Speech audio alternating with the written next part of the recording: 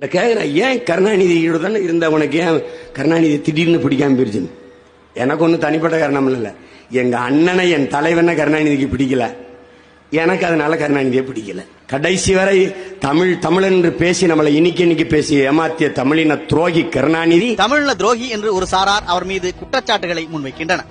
அவற்றை முன்வைப்பவர்கள் எல்லாம் குறிப்பிடும் தமிழினம் என்பது தமிழ்நாட்டில் இருப்பதல்ல, இலங்கையில் இருப்பது. தமிழீழ விடுதலை இயக்கம், தமிழீழ விடுதலை புலிகள், ஈராஸ், EPRLF, பிளாட் இந்த அமைப்புகளின் தலைவர்களுக்கு இலங்கையில் தங்களது திட்டங்களை செயல்படுத்திய பின்பு தலைமறைவாகும் இடமாக தமிழகம் இருந்தது. இந்த இயக்கங்களுக்கு கொள்கைகள் ஒன்றாக இருந்த போதிலும் நாளடைவில் சிங்களவர்களுடன் சண்டையிடுவது போல தங்களுக்குள்ளேயே சண்டையிடத் தொடங்கின. தலைமறைவாக தமிழ்நாட்டிற்கு வந்திருந்த காலங்களிலும் அது தொடர்ந்தது. அப்படியான சண்டை ஒன்றில்தான் கருணாநிதி முதலில் விடுதலை புலிகளுக்கு உதவினார். 1982 மே 19ஆம் தேதி சென்னை பாண்டிபஜார் உணவகத்தில் பிளாட் இயக்கத்தின் தலைவர் உமா மகேஸ்வரன் சாப்பிட்டுக் கொண்டிருந்தார். அப்போது அதே உணவகத்திற்கு எதேச்சையாக சாப்பிட வந்தார் பிரபாகரன். தாமதிக்காமல் துப்பாக்கியால் சுட்டுக் கொண்டனர். அதிர்ஷ்டவசமாக இருவருக்கும் காயமில்லை.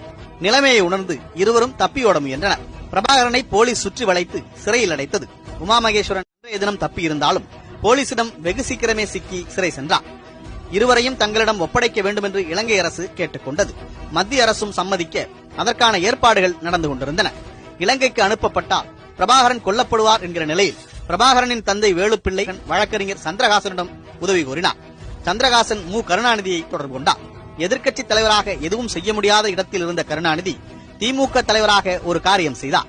அதுதான் அன்றைக்கு பிரபாகரனின் உயிரை காப்பாற்ற காரணமாக அமைந்தது.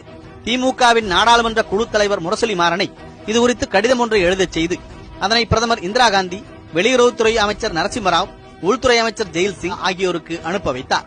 போராளிகளை இலங்கைக்கு அனுப்பி வைக்கும் முடிவு கைவிடப்பட்டது.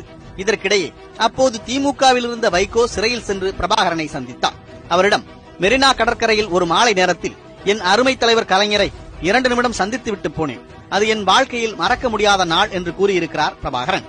இதன் மூலம் அக்காலகட்டங்களில் பிரபாகரன் கருணாநிதியை தன் தலைவராக பார்த்தார் என்பது தெரிந்து கொள்ள முடியும். ஒரே ஒரு டவுட் தான் கேட்கணும்.